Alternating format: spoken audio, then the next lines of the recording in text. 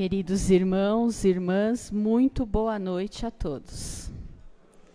Que a paz e a luz do nosso Mestre nos envolva. Vamos relaxando o nosso corpo para iniciar a prece, para iniciarmos os trabalhos da noite. Então vamos com muito carinho, desligando a nossa mente de toda e qualquer preocupação exterior,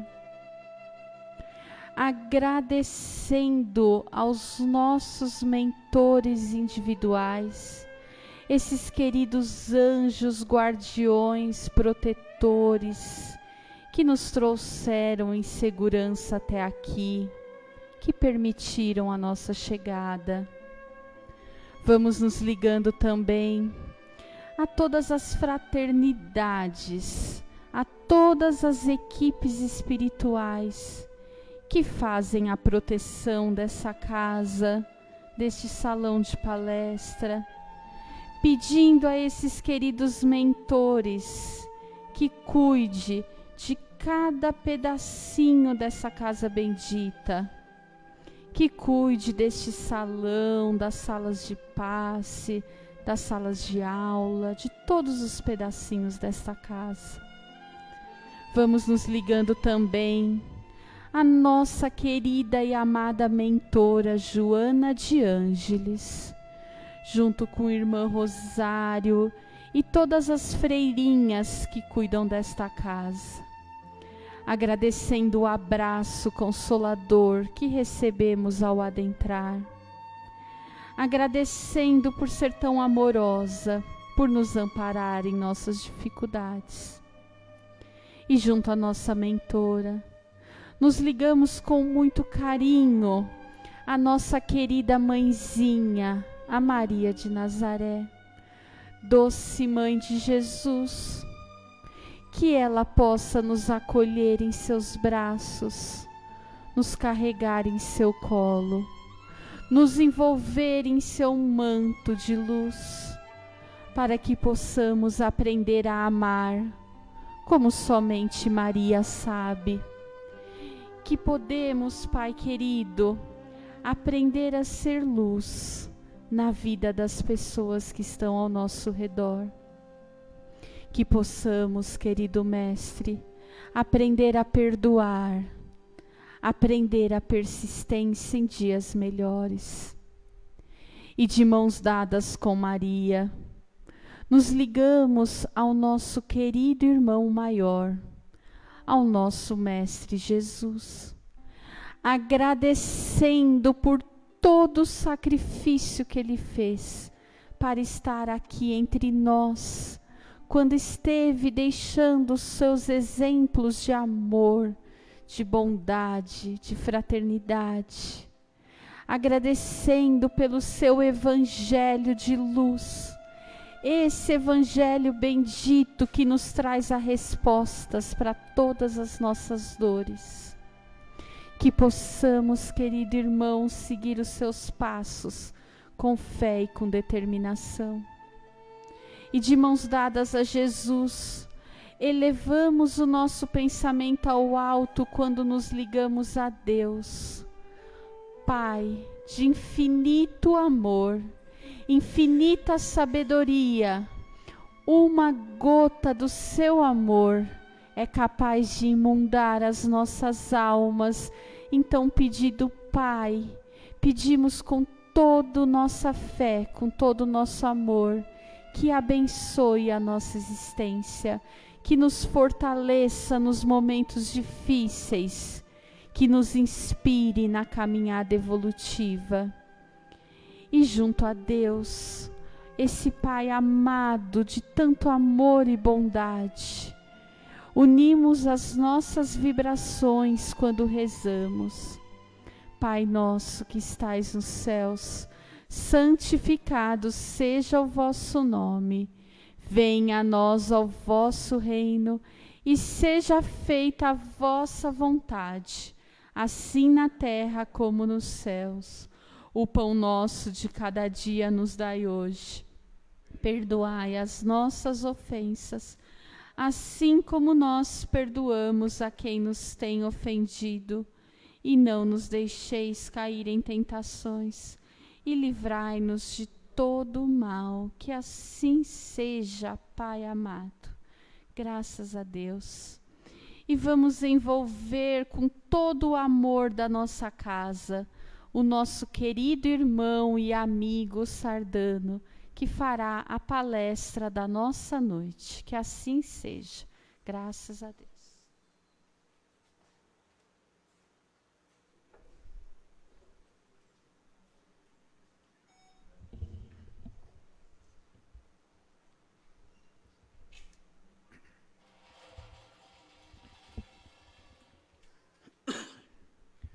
Boa noite, minhas amigas, meus amigos da casa de Joana. Sempre uma alegria estar com vocês. Eu estou mais arrumadinho hoje. Eu vou sair daqui, eu vou numa comemoração de bodas de prata, 25 anos de casamento. Eu fui pajem, pajem é aquele menininho que leva aliança nesse casamento. Fui pajem com 35 anos. Soma os 25, dá. Então, estou justificando a roupa, que fica meio pedante, né? Falei, cara, eu quero botar gravata para... Nunca usei gravata para fazer palestra. E também justificar que eu vou terminar, vou sair correndo, porque tudo na vida é questão de prioridade, né? E eu tinha a palestra marcada, quando a pessoa me convidou, eu falei, vou para qualquer lugar, mas eu tenho a palestra lá no Joana, que é a minha prioridade. E é assim que a gente tem que tocar as nossas vidas. Tempo todo mundo tem. O que nós precisamos é dar prioridade. Porque quando nós não damos, a vida dá por nós. É uma comparação muito dura, mas eu gosto muito dela e faço com frequência. Às vezes a gente fala para as pessoas, a gente estava conversando aqui nos bastidores, atrás das cortinas, da frequência dos cursos, da dificuldade que as pessoas têm em frequentar. Então, o Joana é uma casa assim, muito exigente no bom sentido, precisa fazer o curso, olha, 1 ano, 2 anos, 3 anos. Então, começa o pessoal com o curso, vem 100, 150 pessoas, primeiro ano, vem na formatura, vem 20, 30. É duro, porque vai desistindo, vai melhorando, arruma um negocinho melhor. Então, sempre arruma um emprego melhor. Olha, eu nunca vi uma pessoa abrir mão por uma promoção e falar, eu não quero essa promoção porque vai atrapalhar o meu trabalho lá no centro. É meio complicado, né? E falo com toda a abertura de coração. Eu também não faria. Mas sirvo como exemplo? Não. Não. Porque é aquela coisa do que é melhor para mim? O meu trabalho espiritual, que eu vou levar para a eternidade, ou às vezes uma promoção material. Sem, não vamos assim, descer a detalhe, porque, não, mas espera aí, o cara precisa pagar uma faculdade de um filho e tal. Estou falando conceitualmente, para a gente ter esse jogo de prioridades na cabeça. É óbvio que cada um sabe o que faz, Deus não exige de nós esse tipo de sacrifício, não, vá passar miséria, veja Francisco de Assis o que é que fez, né? O Cristo não tinha uma pedra para repousar a cabeça, aqui ninguém é Francisco de Assis, ninguém é o Cristo, mas essas prioridades são importantes, são interessantes para a gente pensar. E a comparação dura que eu faço, não é essa não, a comparação dura que eu faço é quando você encontra com as pessoas, fulano, você não foi mais lá no centro, não te vira na palestra, não tenho tempo. Aí eu falo, olha, vai um dia visitar uma clínica de hemodiálise, e você vai ver aquele monte de gente que não tinha tempo. Tudo lá, a manhã toda, com o bração pendurado no negócio, fulano, você aqui, que coisa, você falou que não tinha tempo. Sabe como é que é, né? Agora, o padrão mudou, quer dizer, ou vem ou morre. Ou vem ou morre. A gente não precisa andar com essa espada de Damocles na cabeça, achando que Deus não está cutucando ninguém dessa forma, ou vai para o centro ou morre, nada disso. Mas nós precisamos caminhar buscando a prioridade. E a prioridade é espiritual. A prioridade é o patrimônio espiritual. O resto é meio. Buscai primeiro o reino de Deus e toda a sua justiça. O resto lhe será acrescentado. É uma frase clássica. Está lá, faz 2000 anos. Há 2000 anos, na mesma época, um filósofo não era religioso, nada. Sêneca disse, buscai o melhor, não o mais comum. Aquilo que pode lhe dar felicidade eterna, não o que anseia o vulgo, péssimo intérprete da realidade. 2000 anos. Está na filosofia, está no cristianismo. E a gente ainda bate cabeça. Ainda os apelos da matéria, os apelos do mundo, falam muito alto. Não, veja bem, mas se eu não pegar, outro pega. Sabe como é que é? Um é dos espertos, farinha pouca, meu pirão primeiro, achado não é roubado. E assim vai. Olha o mundão aí fora como é que está. Olha o mundão aí fora como é que está.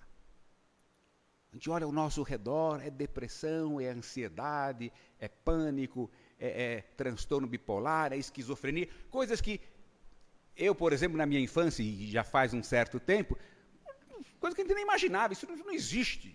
O que é isso? Hoje é a coisa mais comum, é difícil você ter uma família, um hall de amigos, que não tenha 1, 2, 3 casos. Suicídios. Tivemos agora há pouco tempo o Setembro Amarelo,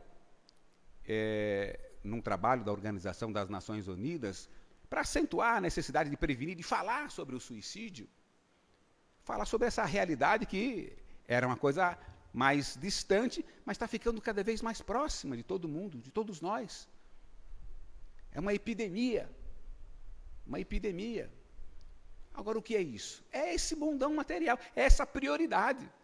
Nós estamos há milênios priorizando a matéria, e a matéria não será suficiente nunca. Nunca, ela esgota. A matéria não vai saciar nunca. Nunca, a matéria vai pacificar. Não tem como, por quê? Porque nós não somos matéria, nós somos espíritos. Temos anseios espirituais. Não raras vezes, não entendemos isso. Temos alguma dificuldade de entender. Mas nossos anseios, nossas carências, nossas demandas são espirituais. Traduzidas pela psicologia, pela psiquiatria, de uma série de outros nomes. Mas por trás disso tudo, há o espírito.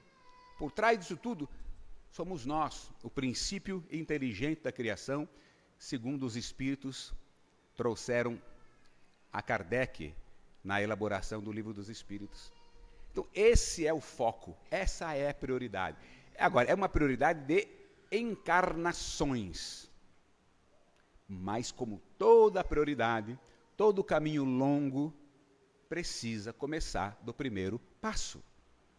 Nós não podemos, usando a linguagem jurídica muito comum agora, no momento, né, a gente está vendo essas discussões todas aí do Supremo Tribunal Federal, a gente não sabe mais quem são os 11 jogadores da seleção, mas sabe o nome dos 11 ministros do Supremo Tribunal Federal. A gente não pode usar isso aí para procrastinar a evolução, adiar, enrolar, embarrigar, é a tradução dessa expressão complicada, embarrigar a evolução. Depois eu vejo, depois eu faço. A encarnação é uma oportunidade de ouro. Não é única, mas é extremamente importante e precisa ser levada com muito cuidado, com muito carinho, com muito esforço. Longe de ser uma coisa de sacrifício, triste, uma coisa ruim. Não, não precisa, ao contrário. Pode ser alegre, feliz, leve, e será.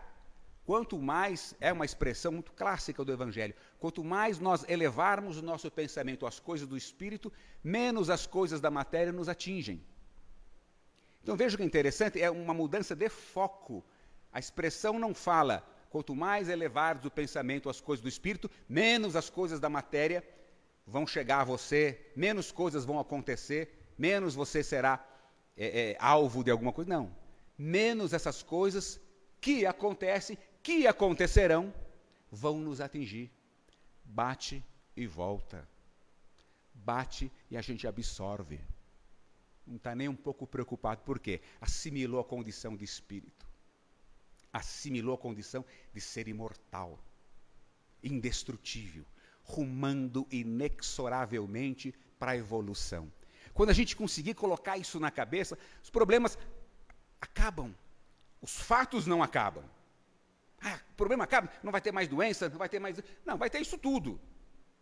Mas nada disso vai nos transtornar. Nada disso vai nos abalar, nos derrubar, nos jogar no chão. Porque um espírito não se joga no chão, um espírito não se derruba, um espírito não se destrói, não se atinge. É o princípio inteligente da criação. É o pedacinho de Deus. não tem forma, não tem cor, não tem nada disso.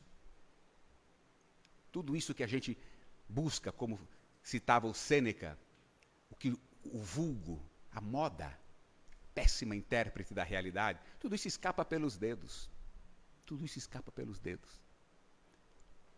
Essa é a nossa prioridade.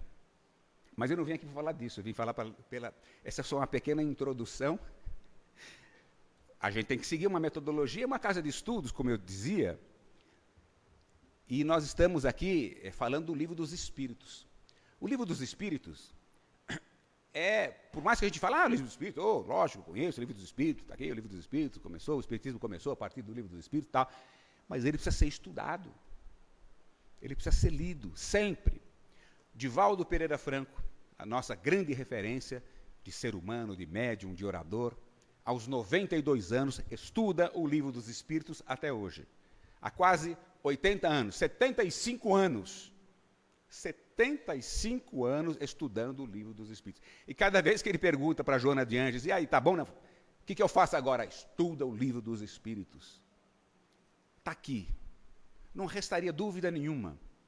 São 4 partes, muito simples, extremamente importantes. A gente fala, mas poucos. E olha, eu nasci nesse meio, nasci em família espírita, estou há 60 anos convivendo com a doutrina espírita, com palestras, com o movimento espírita, vamos dizer assim, institucionalizado. O que tem de gente que nunca leu o Livro dos Espíritos de ponta a ponta? O que tem de gente que nunca leu o livro? Nós mesmos, eu já li algumas vezes, mas toda vez que você lê uma coisa ou outra, um capítulo, vai fazer uma palestra, deixa eu estudar, você enxerga de uma forma diferente. Pô, é um livro mágico, é um livro que muda. Não, muda você aprende, você amadurece, você cresce. Vai ler o mesmo livro e vai entender aquelas nuances que o Cristo transmitiu ali para os espíritos, para que os espíritos retransmitissem a Kardec. Então, é extremamente... A gente gosta muito de ler romance, porque romance tem começo, meio e fim, entretém. Não é ruim, não é ruim. É uma excelente, vamos dizer assim, distração. Agrega, acrescenta. Mas nós precisamos de mais. E numa dessas 4 partes, de uma forma muito simples, a primeira parte fala das leis, das causas primárias. É a base, fala de Deus, que é Deus. Perguntas que ficam na nossa cabeça, e não raras vezes as pessoas dizem, eu tenho uma dúvida, você já leu o Livro dos Espíritos? Não. Vai lá, a resposta está lá. Meu pai fazia isso comigo quando era pequeno, não com o Livro dos Espíritos, com o dicionário. Pai, o que é isso? Vai procurar no dicionário. Eu aprendi muitas palavras por causa dessa chatice dele. Uma chatice, entre aspas, do bom sentido, que me ensinou. Hoje em dia é no Google, né? O filho vem e pergunta um negócio, vai procurar no Google. Ajuda também, é importante. Vem uma dúvida, vai lá no Google, filtra, porque vem muita bobagem na internet, mas é importante você procurar a causa. Então, as causas primárias, o mundo espírita, o mundo dos espíritos, como é que é essa relação dos espíritos? O que eles fazem lá do lado de lá? Como é que é esse negócio de encarnação, reencarnação? E aí a terceira parte, a mais importante, as leis morais. Então, é um livro assim, colocado de uma forma assim, sistematizada, uma metodologia científica, pedagógica. Primeiro, a parte básica, bem básica da formação. Depois, do mundo dos espíritos. Depois, as leis morais, o nosso código de conduta. Aí que é importante. São 12 capítulos das leis morais. O segundo, que é o que me foi atribuído hoje, a lei de adoração. O último capítulo, Esperanças e Consolações, que dá o fecho. Então, mostra a base, o começo, o mundo dos espíritos, o mundo lá no plano espiritual. 12 capítulos, por isso, mais, vamos dizer assim, intenso, mais detalhados, as leis morais, e depois o último capítulo, que é Esperanças e Consolações. Essa é a nossa, vamos dizer assim, bandeira, o Consolador prometido, esperança. Esperança do quê? De um futuro bom.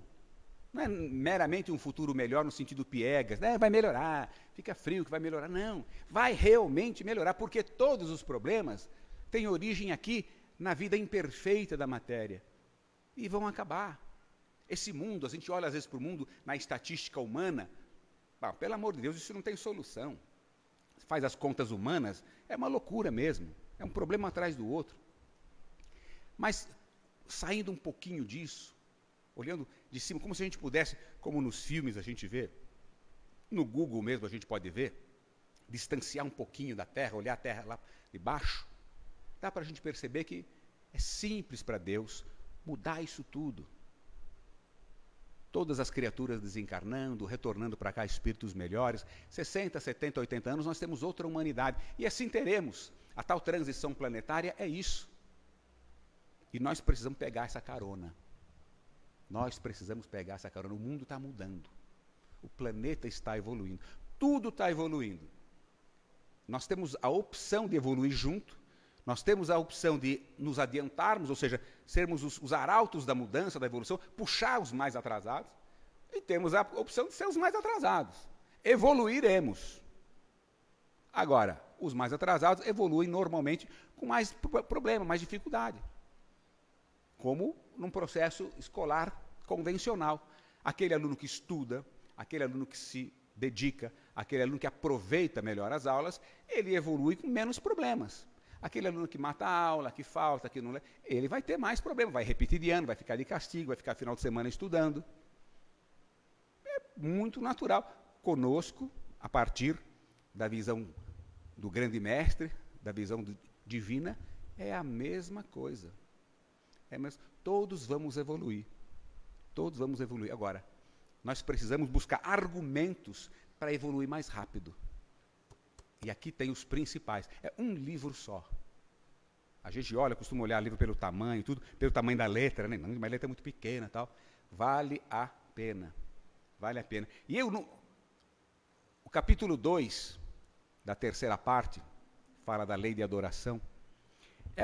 O nome é meio assim, estranho, lei de adoração, mas os espíritas são despojados de rituais, dessas coisas. Que negócio é esse de adoração? É uma expressão um pouco antiga, para falar da nossa relação com Deus, uma relação intensa, uma relação próxima.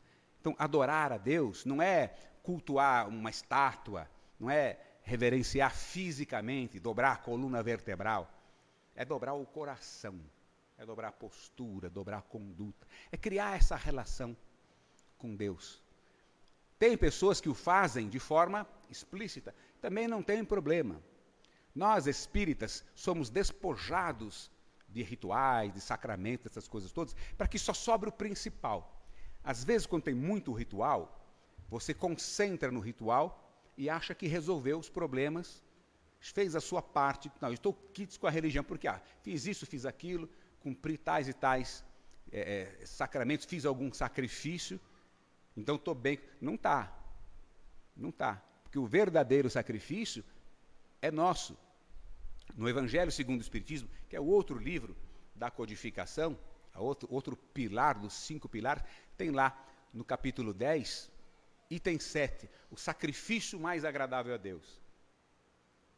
Na época, o livro foi escrito, vamos dizer assim, com a interferência da cultura judaica, e havia o costume de fazer sacrifícios, animais, tal.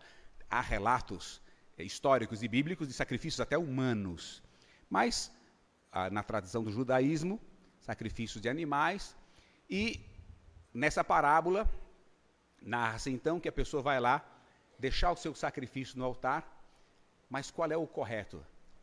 Antes de deixar o seu sacrifício no altar, ou seja, antes de você vir fazer essa sua parte aqui, essa conversa com Deus, vai lá fora, verifica se tem alguma coisa com o seu semelhante, alguma aresta, alguma dificuldade, alguma coisa a perdoar, a pedir perdão. Vai lá fora, depois resolveu sua vida lá fora, aí volta, entregar sua oferenda ao altar, de coração leve, de coração limpo. Esse é o sacrifício mais agradável a Deus. É o que está lá, o resumo desse capítulo, desse item 7 do capítulo 10 do Evangelho segundo o Espiritismo. Então, é por isso que nós, vamos dizer assim, procuramos nos despojar desse tipo, entre aspas, de sacrifício. Quando a gente fala de adoração, então não é, aí eu vou lá no centro, eu vou adorar a Deus, dá um ajoelho, adora a Deus, né? As nossas imagens são referências gráficas, importantes, até para a nossa dificuldade. Vocês imaginam se não tivesse um quadro assim, eu tenho certeza absoluta, se eu falar para vocês, fechem os olhos e pensem em Jesus. Vocês vão pensar nessa fotografia, nesse quadro aqui, não tem como. Vou pensar no quê? Nós precisamos ter uma referência gráfica. Precisamos ter uma referência. O que é diferente de construir imagens, de cultuar imagens, de transmitir, de repassar, de terceirizar. Então são hábitos equivocados da nossa parte, terceirizar o progresso, terceirizar a evolução. É muito comum no nosso meio, em qualquer meio, mas no nosso de uma forma particular, a gente tem a fama de resolver os problemas. Então a pessoa vem ao centro espírita, até de certa forma justifica aquilo que eu falei no começo, vem uns 150, sai só uns 15, vem ao centro espírita para resolver o problema. Aí chega aqui é uma decepção danada, fala, olha, ninguém vai resolver o seu problema. Seu problema é autossolucionável. Resolve sozinho? Também não. É você que vai resolver. É a sua conduta, é a sua postura. Então não adianta o sacrifício, a devoção. Esse capítulo fala do sacrifício. Desse sacrifício antigo, né, da oferenda e tal. E às vezes é do sacrifício corporal. Fala, não, eu vou até não sei aonde, vou fazer isso, vou fazer aquilo, vou subir a escadaria não sei de onde, de joelho, de ponta cabeça. E para quê? Para sacrificar o corpo. Porque aí Deus vai ficar feliz comigo. Não vai. Deus não quer o nosso sacrifício físico. Não quer o joelho esfolado de ninguém. Esse é até mais simples. Esse é até mais simples. Você subiu uma escadaria de joelho, dói, tudo bem. Mas chegou lá, pronto, acabou. Deus, já fiz a minha parte. O mais complicado é o sacrifício de mudar a postura. Parar de falar mal dos outros, parar de ser egoísta, amar o próximo, ser caridoso, ser tolerante, perdoar. Para sempre. Isso, mas não tem um prazo, né? Me dá aí só uns dias, não, é para sempre. Esse é o verdadeiro sacrifício a que se refere o Evangelho e é realmente o que deve ficar para nós, para as nossas vidas. Fisicamente é fácil. E terceirizar, pior ainda. Esse capítulo 2 da Lei de Adoração, da terceira parte do Livro dos Espíritos, fala da prece. A prece é extremamente importante, mas a prece não é um fim em si mesma. Toda a prece é ouvida, a prece é importante, não se pode desdenhar a prece. É a comunhão com Deus. Pela prece a gente pede, a gente agradece, a gente louva. Pô, Deus, legal, bacana, obrigado. Pede. Agora pede o quê? Pede para ganhar na loteria, pede para resolver os problemas? Não. Pede para ele ajudar, para ele dar força. Deus não vai, os espíritos não vão evoluir por nós.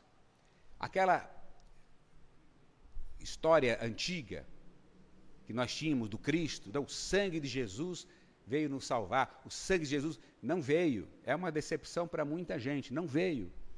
O sangue de Jesus, o sacrifício de Jesus, a vida de Jesus, serve como farol, como referência.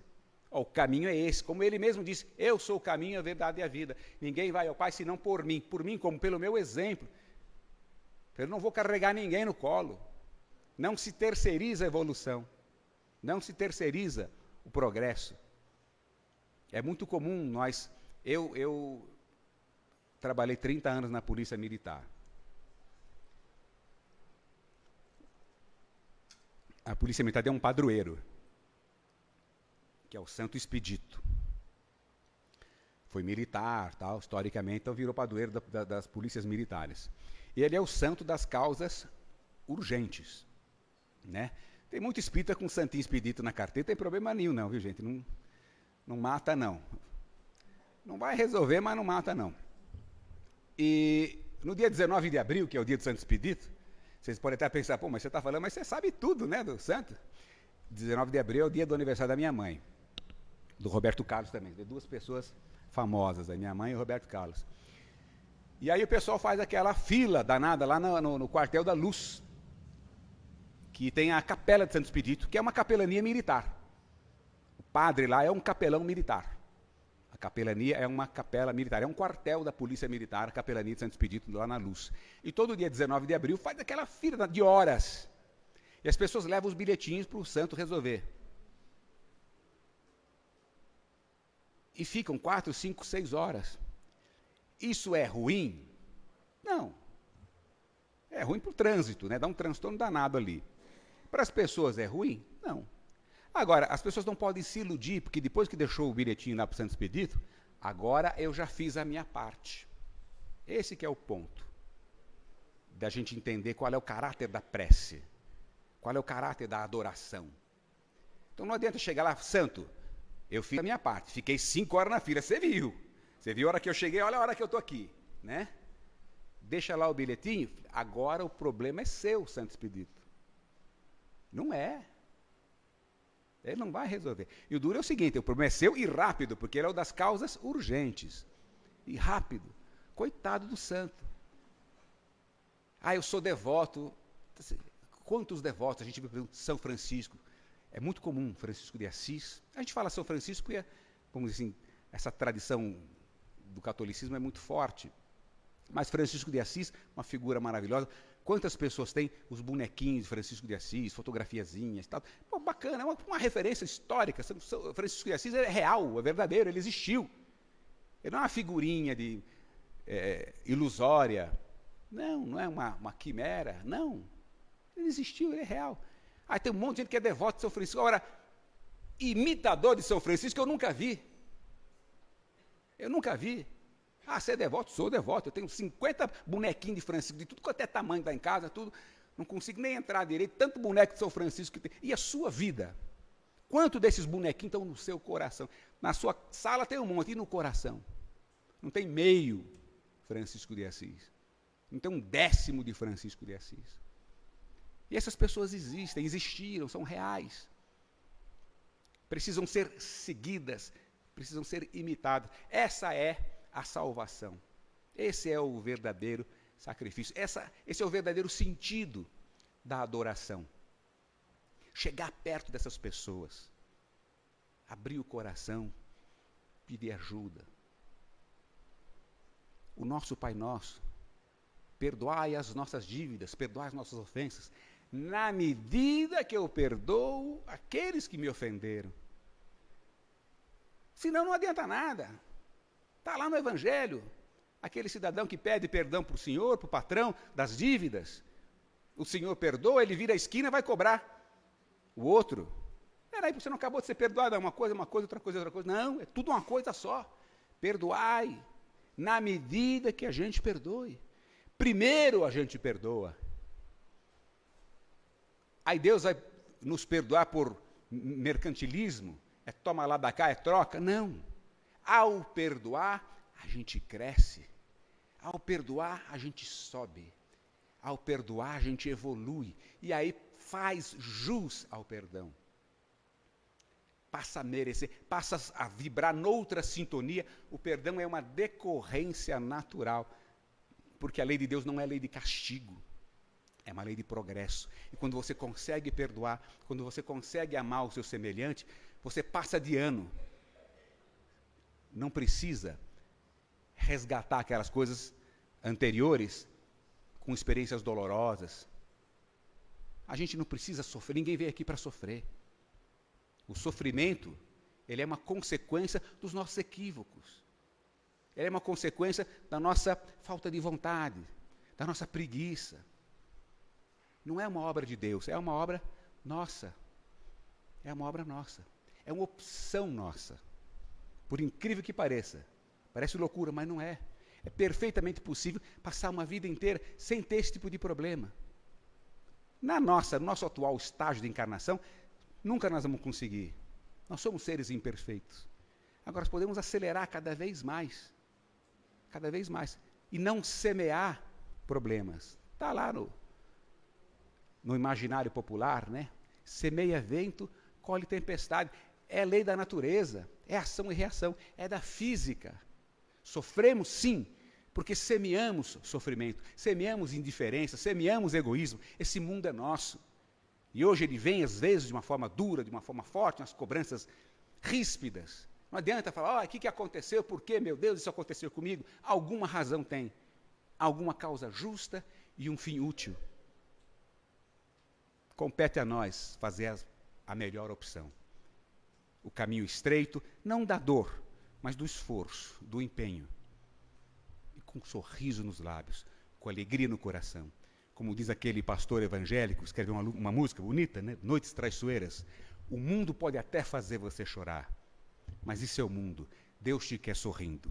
Isso é Deus. Deus nos abençoe. Obrigado.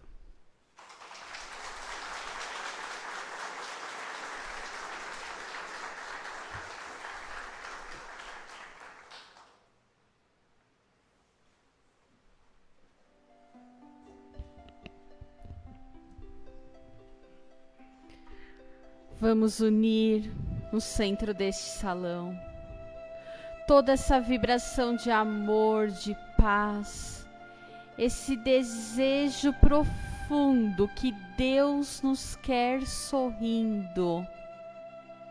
E vamos unir esse amor, encaminhar a espiritualidade amiga, quando vibramos por toda a humanidade, Pai, pedindo que todas as criaturas encarnadas e desencarnadas recebam um pouco do nosso amor. Vibramos também pelo nosso planeta, pela natureza, pelos mares, pelos rios, pelos animais, que eles possam progredir e nos ajudar na evolução. Vibramos, Pai, por todas as criaturas que sofrem, pelos que sofrem de dores físicas, de dores emocionais, de dores morais, que esses irmãos sejam amparados pelos mentores de luz. Vibramos, Pai, pela evolução da humanidade. Vibramos, Pai, pelas pessoas que estão nesse momento hospitalizadas, pelos que sofrem em hospitais, orfanatos, asilos, presídios. Que gotas do amor crístico pode ser derramada sobre cada um desses irmãos. Vibramos também pelos nossos lares, pelos nossos familiares e por todas as pessoas que amamos do fundo do nosso coração. Que a bondade do Cristo chegue a cada um deles, que eles sintam em seus corações essa paz, o amor de Deus por eles. E pedimos licença, Pai, para vibrar por nós mesmos, pedindo que sejamos inspirados nos momentos de dificuldade, de provação, que a nossa fé seja fortalecida, que o bom ânimo esteja presente em nossa alma e que possamos ter persistência, amor, tolerância, paciência, dignidade, fraternidade, caridade para conosco mesmo. Entendendo, Pai, que tudo passa nessa vida. Os momentos difíceis passam, as dores passam, os momentos felizes também passam, e aquilo que permanece dentro de nós é a certeza de que o Pai maior nos ama e que tudo o que ocorre é para nosso bem. Que tenhamos um final de semana de muita paz, de muita harmonia em nossos lares, junto àqueles que amamos. Que os tratamentos que serão feitos em breve possam permanecer dentro de nós e que possamos retornar na próxima semana com muita alegria e muita satisfação em dias melhores. Que assim seja. Graças a Deus. Vão em paz e que Jesus os abençoe.